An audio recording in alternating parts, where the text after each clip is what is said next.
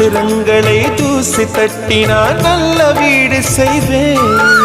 நட்சத்திரங்களின் சூட்டில் நான் உருகி போய்விடில் ஏன் செய்வாய்? உருகிய துளிகளை ஒன்றாக்கி என் உயிர் தந்தே உயிர் தருவேன். ஏ ராஜா, இது மெய்தானா?